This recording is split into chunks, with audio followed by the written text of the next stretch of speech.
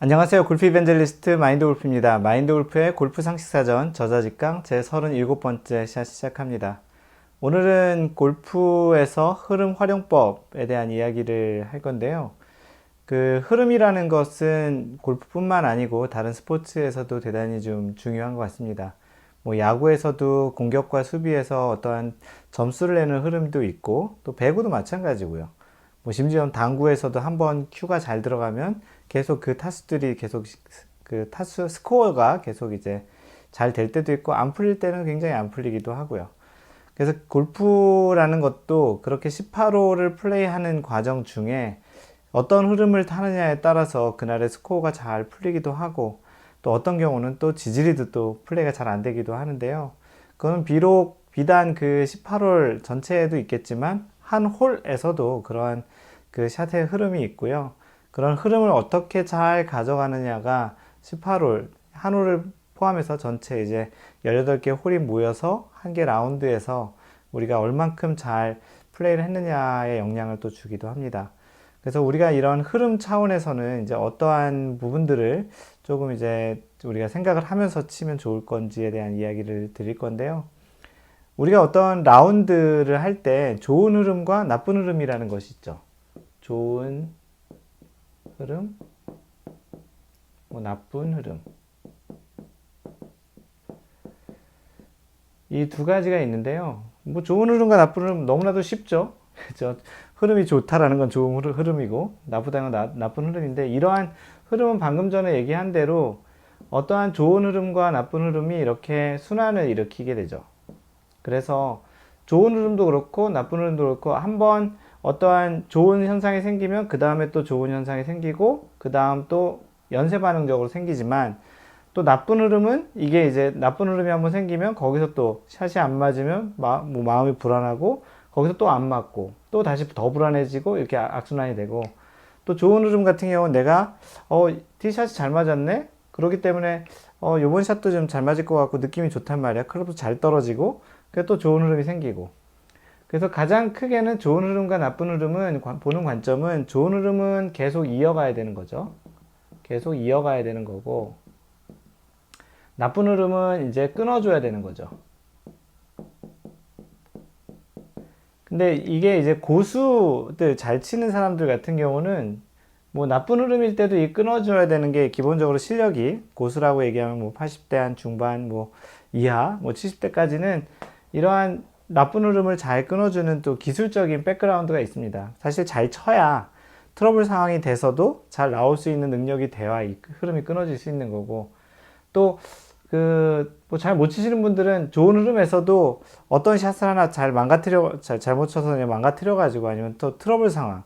너무 내가 이 상황이 너무 좋기 때문에 내가 한번 이번엔 굉장히 멀리 쳐보겠어. 아니면은 내가 핀에 뭐 벙커를 살짝 넘어서 내가 핀에 직접 공략하겠어 하다가 벙커에 빠지거나 또 장타를 치려다 너무 타핑을 쳐가지고 한 1, 20m밖에 안 굴러가면서 좋은 흐름을 또 나쁜 흐름으로 만드는 그런 경우들이 있습니다.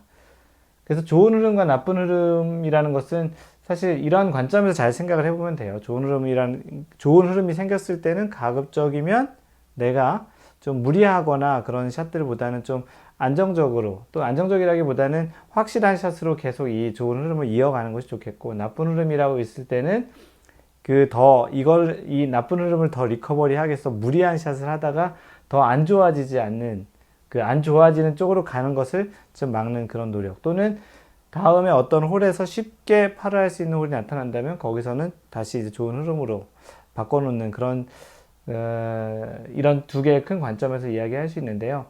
뭐 이건 어떻게 보면 지금 얘기한 건 너무 당연한 이야기일 수도 있고요.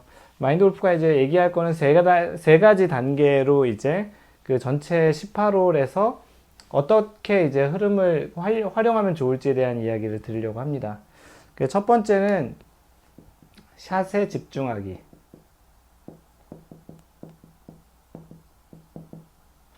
첫 번째는 샷에 집중하기인데 뭐냐면 이거는 말 그대로 그 어떠한 한 샷을 얘기하는 거예요. 우리가 전체를 보면 그런 관점으로 얘기 드릴 건데요. 전체가 있으면 이게 18홀이고 이게 한 개 라운드죠. 한 개 라운드예요. 그럼 18홀은 이렇게 쪼개면 9홀 단위로 있겠고 9홀, 9홀. 실제 이거는 또 홀도 보면은 한 개 홀이 있죠. 이렇게 홀이 9개가 있는 거죠. 그리고 이 샷에 집중한다라는 것은 이 홀에서의 한 샷을 얘기하는 거예요. 그래서 세 단계는 뭐냐면 이 샷을 보는 관점과 홀을 보는 관점과 그 다음 전체 18홀의 홀 이상, 사실 전체 18홀이라기보다는 몇 개 홀을 더 보는 그런 관점을 세 단계로 얘기한 거예요. 전체를 다 쓰면 그 다음에 두 번째는 샷에 집중하기, 다음에는 흐름 파악하기예요. 그리고 세 번째는 흐름 내다보기. 그래서 이 세 가지를 방금 전에 얘기했던 대로 어떤 한 샷 관점에서 샷에 집중하기, 그 다음 한 홀에서 흐름 파악하기, 그 다음 홀을 넘어서 몇 개 홀까지의 흐름을 내다보기, 이 세 가지를 이야기를 드릴 거고요. 샷에 집중하기는 뭐 타수를 많이 치시는 분들 같은 경우는 내가 지금 흐름이라는 걸 고려할 정도의 그런 마음의 여유가 없다. 난 너무 많이 쳐가지고 흐름은 둘째 치더라도 일단 뭐 한 샷에 샷 타기에도 좀 너무 급급하다라는 그런 분들도 있어요. 이 샷에 집중하기는 뭐냐면 그렇게 뭐 타수가 많이 치신 분들에게 흐름을 막 파악하라고 그렇게 이야기한다기보다는 일단은 어떠한 한 샷이 너무나 잘못 쳤을 경우에는 이 샷으로 인해서 한 샷이 한 샷으로 끝나지 않고요. 여러 샷을 만들기도 하거든요. 그래서 우리가 보통 이렇게 많이 치신 분들은 아유 뭐 이 한 샷쯤이야 라고, 물론 한 100개 넘게 치시는 분들이 뭐 한 타를 더 치나 두 타를 더 치나 뭐 타수가 더 이미 많아졌기 때문에 조금 이 아래쪽에 한 70대를 치시는 분들하고는 타수 한 타가 다가오는 의미가 좀 다르죠. 여기는 뭐 핸디캡이 플러스 한 뭐 3 정도 치신 분은 한 타가 이미 전체 핸디캡의 3분의 1을 친 건데, 뭐 100개 치시는 분, 뭐 2개를 치신다 그러면 30타 정도를 치시는 분들, 102타 정도를 치시는 분들을 보면 뭐 한 타를 더 치면 30분의 1이 된 거죠. 그래서 굉장히 차이가 크기 때문에 한 샷이 이렇게 중요하지 않진 않겠지만 다가오는 느낌은 굉장히 다르다는 거예요. 그런데 문제는 이 한 샷을 어떻게 하느냐에 따라서 이 한 샷이 한 샷으로 끝나지 않고요. 예를 들어서 뭐 나무 사이에 공이 이렇게 나무가 있고 이 나무 사이가 있는데, 또 아니면 Y자 나무 사이에 내가 이 사이로 공을 보내겠다고 하면 사실 굉장히 어려운 거잖아요. 나무가 이렇게 있는데. 뭐 이럴 때는 레이업을 해가지고 바깥으로 페어웨이 쪽으로 나와서 이렇게 공략하는 게 좋은데, 이거를 내가 뭐 한 샷쯤이야 했다가 이 나무 맞고 뭐 오비가 되거나 이 나무 맞고 뭐 페널티 구역으로 가고 그러면 이제 한 샷이 한 샷으로 끝나는 게 아니죠. 이럴 때는 확실하게 잘 칠 수 있는 뭐 지역으로 레이업을 한 다음에 한 샷 정도만 까먹으면 좋은데, 이게 이제 잘못된 선택을 하다 보면은 이제 또 더 많은 타수가 되고 전체적인 흐름에 좋지 않은 거죠. 그래서 첫 번째는 자신에게 지금 떨어진 그 샷, 이번에 해야 될 샷에 집중을 해서 이 샷을 내가 만약에 좀 너무 트러블샷 상황이고 내가 지금 확률적으로 잘 할 확률보다는 실수할 확률이 훨씬 더 높고 어려워질 확률이 높다 그러면은 그 샷에 집중해서 판단을 잘 해서 레이업을 할지, 아니면 충분히 공간이 있으면 뭐 충분히 쳐도 되는, 그래서 샷에 집중하기가 첫 번째 단계고요.